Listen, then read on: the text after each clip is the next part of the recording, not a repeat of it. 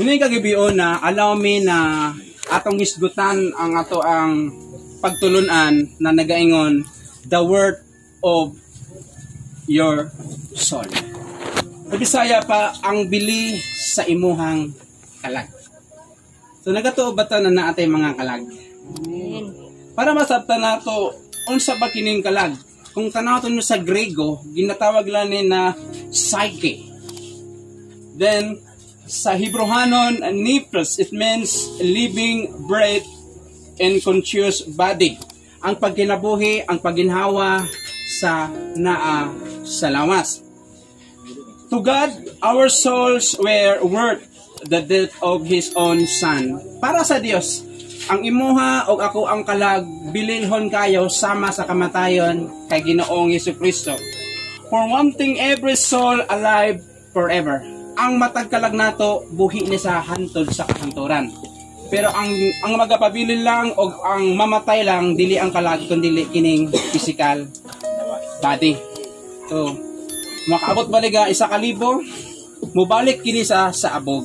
So, ang kalag, gikan sa Ginoo, na iyang gihatag ug iya punis ang bawion sa iyang gitakda nga panahon. So, naa mapamaagi unsaon sa pagbawi sa Ginoo ang ato ang mga kinabuhi. Nauna lang siya. So, wata kabalo sa purpose sa Ginoo, but one thing we know na ang Ginoo nagabuot bisan pag magikog ka kung dili niya kabubuot mamatay ka, di jud ka maunsa. Tungod kay plans na sa Ginoo, and ingon og ganina ang kalag mabuhi hantod sa kahantod. And we go to only to 2 places after death. 2 ka lugar ang adtuan sa atong kalag. Either in heaven, kauban ng Dios na nagahimo sa tanang butang, o either in hell. So unsa himuon sa tao mato sa langit? Isa lang. Imuhang dawaton si Jesus sa imuhang kinabuhi. Unsa himuon sa tao mato sa impierno? Isa ra pod. Isikway nimo si Jesus. It's the only things na ang magpili ikaw o ako. So, ang pagpili na sa tua. Wala sa naghimo sa tua. It is not God's will anyone should perish. Dili kababuton sa Ginoo na ang tao maimpierno. Dili kababuton sa Ginoo na ikaw paantuson sa impierno. Kita ang magpili. That's why di sa mamugos sa imuha, dili niya ka i-force, di niya ka higtan. Di sa mga no, ikaw, tampulana, mga lagad ka, it is your choice. You are not a robot. You are a living person na naayo kapubuton. And then, the soul of man is precious and great because he has the breath of God in him. Ang kalag sa tao, bililhon o dako na naman, kay naasay gininhawa na naa sa iya. So kung na-remember nato ang creation in Genesis in chapter 1 and chapter 2, tadihang ang tao sa wala pa sa gininhawa gi-mold sa red dust. Matawag sa na Adam, it means pulang nga yabok. Then gininhawa ng ilong nahimo sang living soul. So kita as ayuman na atay tulo ka part. We have 3 partite but 1 person. Number 1 is our body. So kining lawas nato mo ni sa ang gitawag nato na shell. It represent mulag balay. Kung maguba ang balay, kinsa ba ang magproblema? Imong silingan o ikaw na nagpuyo? So it means our body is a shell. Puy-anan sa imong kalag. Then what is soul? Unsa ang function sa imong kalag, sa imong lawas? Your soul is the function is na muna ang mubati na malipay ka, masubo ka, masuko ka, gutumon ka, muhila ka. That is the function of your soul. Then what is the spirit? Muna ang spirit is the function is your will. Maghimo kag kabubuton, maghimo kag decision. That's why we compose in tripartite. Kalag, lawas, o espiritu. Then what else?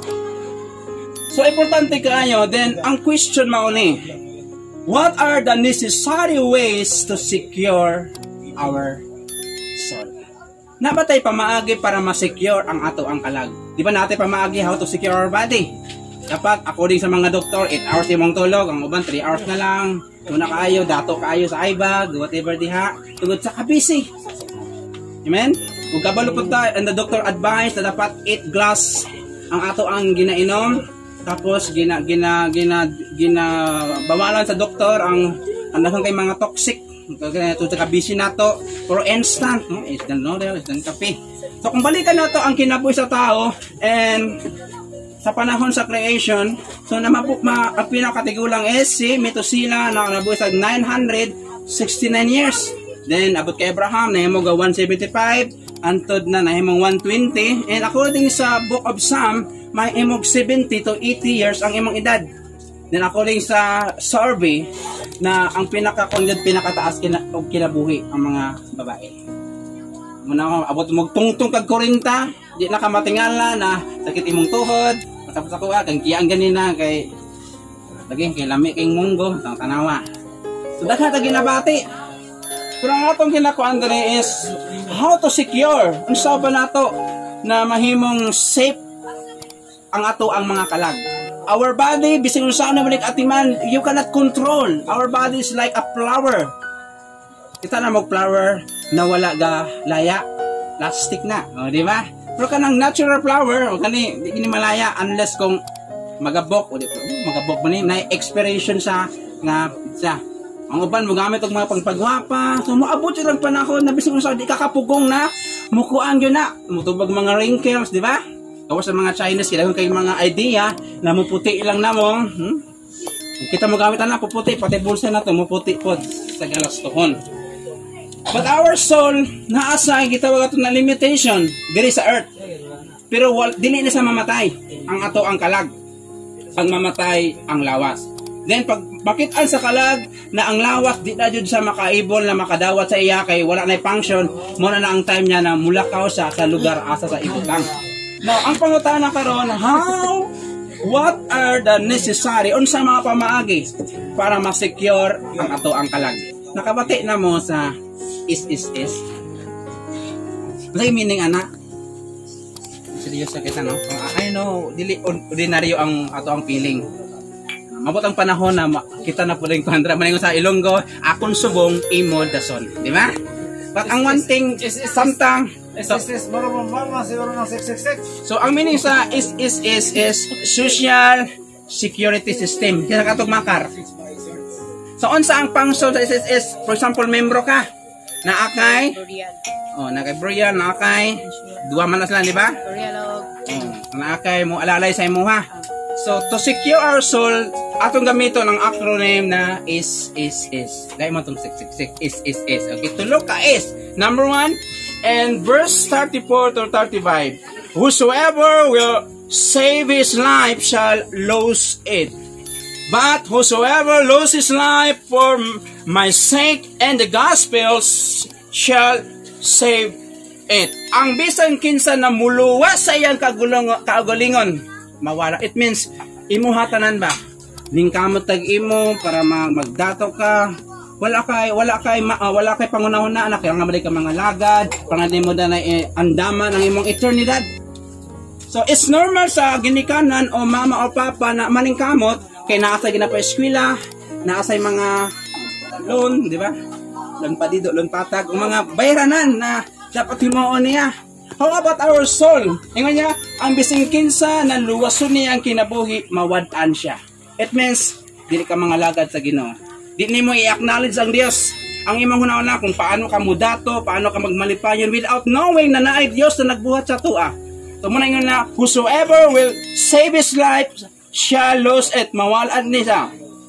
But whosoever loses his life for my sake, kinsaning my sake, it is Jesus, shall save it. It means, sa imong kinabuhi, gi-acknowledge mo ang Ginoo. Sa imong kinabuhi, ginakilala nimo na naay creator. Sa imong kinabuhi, ginakilala nimo na naa kay simbahon, naa kay alagaran. Then mabot ang panahon although mawala imong physical, ang imong kalag mas secure na siya. Number 1 is first is surrender to God. So ang word na surrender, it means submission or cease to resisting. So I don't know kung familiar sa tuwa ang gira kaniadto between Japanese and American. So the time na na-captured na sa Japanese ang mga sa American ang Japanese. So although na dili na sila makasuko, di na sila although surrender sila, gikuha ang ilang mga armor, ang ilang mga hinagiban. Like sa panahon sa Roman, no, sa panahon na ang uso, mga espada pa o mga gitawag nga to ng mga bangkaw. So ang ginahimo sa naga-surrender ng mga nasod is ginaputlan og kaning kumalagko na naman para di na makagunit og sword. At the same time, para ma-secure ang imuhang kalag na mauna sa ang pinaka-importante, as I said ganina, precious, bililhon, o kana nga kalag importante po na sama sa kaimportante sa kamatayon ni Jesus. Number 1 is surrender it to God. I-surrender nimo ang imuhang kinabuhi diha sa Ginoo. No. Kaagay na bata na ato ang gisurrender sa Ginoo ang ato ang kinabuhi. The Lord Jesus teaches His followers to do the right things to their short borrowed life. Gituduan ni Ginoong Hesus ang iyang mga disipulo na himuon nila ang tama nga butang. Mauni ang pag-surrender sa ilang hinulaman na kinabuhi. Muto bata na atong kinabuhi, hinulaman lang. Usa ka wise kayo nga tao na Albert Einstein sa panahon na himalatyon siya. Gipangutana sa, "Sir, you know the meaning of life?" Unsa ba ang kinabuhi? So isa ka tubag. Na naman para sa iya ang life dapat ma-enjoy nimo. So, ang life is mao ni sa ang gipahulam sa Ginoo na dapat nimo ipagamit sa iya. Amen. So ang pinaka-nindot kayo to secure is i-surrender your life unto Jesus. Na naman walay isa sa tuwa diri makaingon na di na ka mawala sa kalibutan. Moabot yun ang time na bisin di ka mangayo, bisin dili ka mangandoy, bisin dili ka mingolod ayaw sa Lord. Ayaw sa kukwaan, di pa ko ready, bata pa ko, dahil pa ko pangandoy, na pa ko adtuon, mumul pa ko, whatever diha, mag-skwila pa ko, pag time na nimo. In order to secure and be ready sa ato ang mga individual na kinabuhi, you must surrender to God right now. I-surrender ang imong kinabuhi. Our soul is the eternal being inside of us who can live forever. Ang imong kalag, usa na sa ka-eternidad na persona na kinabuhi sulod nimo ug may buhi na sa walay katapusan. And again, ingon sa Mark in chapter 8:34, whosoever will save his life shall lose it. But whosoever lose his life for Jesus' sake shall save it. It means kanang ini nga to na whosoever save his life, kanang di ka mga lakas sa Ginoo, ang imo lang nimo paningkamot ala overtime kay balutan na ang lawas mo react kini. It's not a machine. Ang makina gani naay limitation, di ba? How about your body? Labis matulog ta 3 hours na lang hantod na magka-problema ta sa atong health, hantod mabot ang panahon na mawala ta. Amen. Pero kung imong ihatag sa ginemong kinabuhi, nagipahulam lang niya, abot ang panahon na makauban nimo ang Ginoo.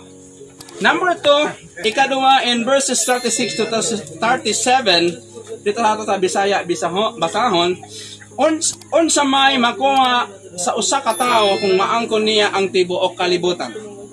Apan kawad-an siya sa iyang kinabuhi, walay bisan unsa nga ikabugti sa usa ka tawo aron mabawi niya ang iyang kinabuhi. Bisan pinakadato ta sa kalibutan. Even ang naghimo sa gitawag ng Titanic, ingon niya, even God cannot sink this ship. Ano sa nitabo? More than to 1,500 ang napanay. That's why atong himong igsoon para ma-secure ang ato ang mga kalag, we must to serve God. Una, surrender. Ikaduha, serve. Ingna ang word na serve. Mangalagad sa Ginoo. Amen. Wala ni sa edad ang pagpangalagad. Dili kinahanglan na Lord, mo eskwela sa ako dapat edukado ko. Dapat mo dagan ako ingon ani para dapat halangdon ko o dapat naadjud ko pangalan usa ko mangalagad sa imuha. So unsa man imong situation, unsa og kinsa man ka, sa panan-aw sa imong pamilya, sa tao, it's a time to serve God. Ayaw rata ka nang mag-ana nimong kanon saka magsimba ko na walay mo hatod sa imuha, mag-uso ka mag-welshare. So samtang pagsik pa, samtang kusgan pa, samtang nindot pa kaya imo ang lakaw-lakaw og katakanta og katakatawa, alagari na ang Ginoo before it becomes too late.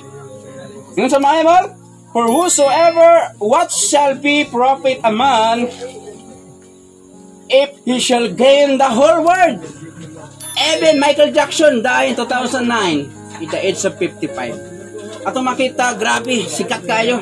Billions ang iyang kwarta. So sa nitabo sa iya ha, namatay sa tungod kay may nag syndicate di gamitan sa og mga tambal na overdose. Daghang kay mga istorya buhi pa daw, but the truth is namatay siya. Then unsa pa? Kato nga sikat na viral karon si Lolo, di ba? Best friend pa niya ang nagpapatay sa iya. So mupo king kinabuhi. Amen. That's why sa Bible, unsa bang makuha sa tao? Yes, manggaranon ka, kwartahan ka kung naaman, dagko kag balay, imong kutsi sa gatos ka buok, nakay sa sakyanan, nakay barko, nakay mga mall, kisisi, imuha na tanan, Robinson dira, SM. Pero ang truth, na di mo ma-deny, you will die. Muna ko tato ang Genesis in chapter 5, you live and die. Sa natawad sa kalibutan, we are, ang ato ang stepping is, death, life. Musugot kag sa dili, mawala kita. Nauna lang siya. So, ang himuon to secure is to serve God. You can serve God. Unsa man imong trabaho, unsa man imong sitwasyon, you can serve God. Wala na kinahanglan na dapat jud ka kalang diha jud ka sa ilado kayo nga pangalan sa imong sa diha na giatinan nimo. Because salvation is Jesus alone. Amen. Gigamit ra sa para ma-identify ang imuhang belief ug imuhang ma-enjoy ang imuhang pagtulunan. Amen. But the most important sa atong himuon is serve God. Then the Bible again said, and lose his own soul, for what shall a man give exchange for his soul? Ingon sa Bible, the wages of sin is death. Ang imong kalag dapat na ay mamatay. Dili ka, dili mong hinigugma, dili mong higala. Dapat ang na ay substitute na imo bayad, walay lain si Jesus. Humana. Natapos na ang kaluwasan, humana ang gi-offer dito sa krus sa Kalbaryo 2,000 years ago. Unsa mahimo na to kay human naman? Ang imong dawaton ang kaluwasan, si Jesus imong kinabuhi, then alagaran ang Ginoo. Amen? Kaya ingon sa Bible, what shall be exchanged for his soul? Kung sa bata pwede ibalos sa Ginoo na siya man tagiya sa tanan. Amen? Siya ang tagiya sa imong kinabuhi, iyahan na imong asawa, iyahan na imong panginabuhi, iyahan imong kusog, iyahan iyang kaalam, tanan nga nasa imong gikan sa Ginoo.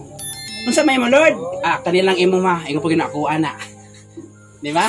Kung nakabalo pa lang yawa, tayo gi-challenge si Jesus, na di na sa mo offer, mingon sa ihatag ko ning tanan, nangangkon.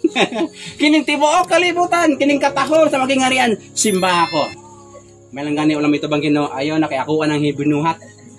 So, wala tayo pwede ibaylaw na naman, kamatayon ang i-exchange sa ato ang kalag. That is the death of Jesus. Kamatayon ni Jesus, mauna sa ang approved and acceptable dito sa langit. Di ba? John 14:6, ni Jesus, ako ang dalan, ang kinabuhi, o ang kamatuoran, walay makaadto sa langit, gawas ang Jesus. That's why, to secure your soul, serve God.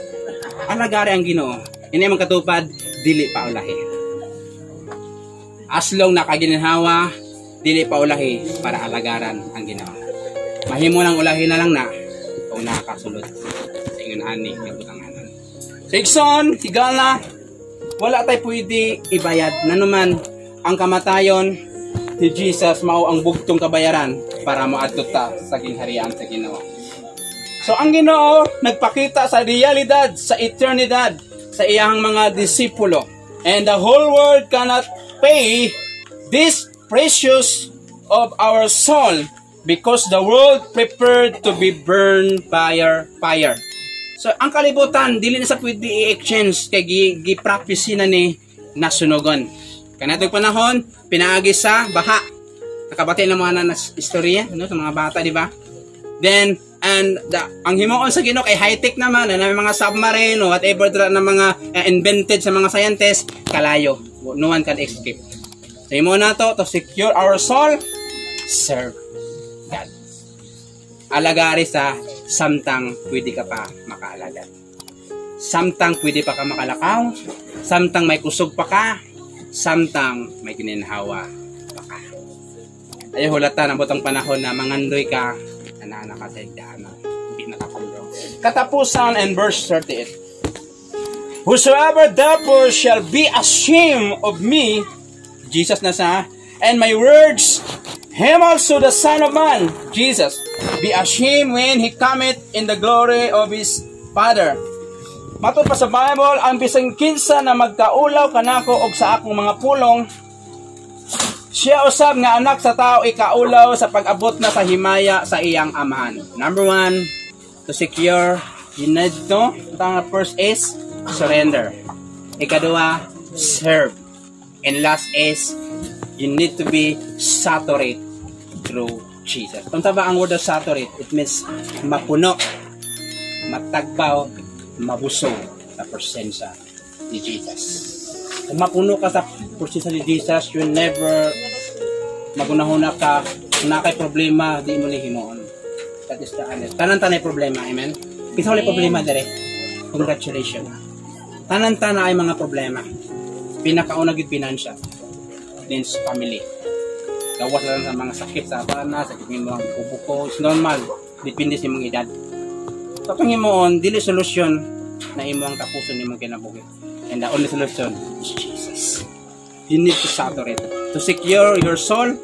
Kahit panahon manggod na tulo ka klase na situation na atakihon ta. First, when you are lonely, ay good na i-isolate imong kagalingon. Makahuna-huna ka dili maayo. When you are angry, masukok ka, dali lang ka may mag-decision. Wala kay pakialam kung na kay masumbagan diha, basta suko ka. Na kay mabuak diha, bising wala na pera na, wala pa na bayan, nabuak na nimo. So, di ba?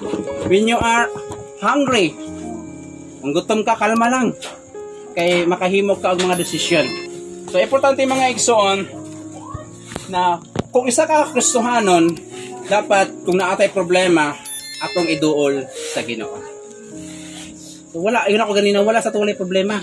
So how many times, pagkamatay sa akong asawa, yun sa Jensan, wala ko'y parinti dire. So pagkamatay sa akong asawa, back 2020. So apit na 5 years ago. Although sakit po, okay. Diwa mo nag-ato sa Jensan, after 3 years na sa Banwalan, gikuha. So wala ako ginabuhat kundi I pray to God, Lord, help me. Di ko pwede na masunod sa iya ha. Kaya napakaiplano sa ko ha. So kailangan to, we pray, we must to saturate. Dapat mapuno ka sa presensya sa Ginoo para dili nimo mahimo ang butang na dapat dili himon. Amen? Focus ba na ako?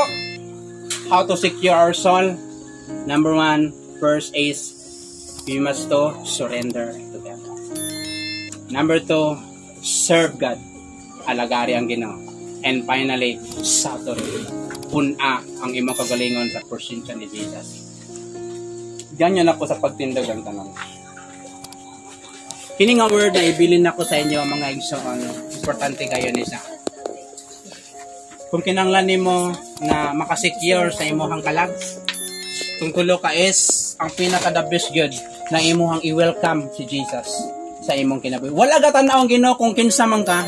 Unsa man imong background, unsa man ka sa pananaw sa tao, may nabakay na kuman, nabakay negosyo, kilala ba ka sa imong lugar nagipuy-an. The most important is you have a secure ang imong kalag. So walay lain makasecure sa atong kinabuhi, si Jesus lang. So kung gusto nimo na makabaton og kasiguruhan na bisang unsang sitwasyon na sayod ka di ka pasang sa Ginoo, dapat naa kay relasyon sa iya ha. Simple lang. Imong dawaton karon si Jesus imong kinabuhi, pinaagi sa usa ka prayer. So kung willing ka na mudawat kay Jesus, imo lang sundo ng ako ang prayer. So atong iko na to mga ulo idoko, atong ipiyong na to mga mata. Mga igsoon, muni ang time nagihatag sa Ginoo sa matag usa. Just pray this prayer. Ingna ang Ginoo sa imong kasing-kasing. Ginoong Hesus, gituhuan ko na ikaw namatay, gilubong ug nabanhaw. Gidawat ko ang imuhang gi-offer, ang kaluwasan. Gidawat ko ikaw sa akong kinabuhi, ingon na akong Ginoo og personal nga manluluwas. Isulat ang akong kinabuhi sa libro sa kinabuhi. Sa ngalan ni Jesus, amen.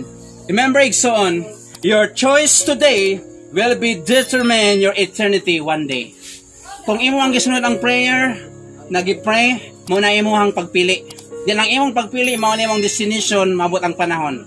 Makita ra mo kung mag-uban mo sa pagpangalagad diha sa Ginoo.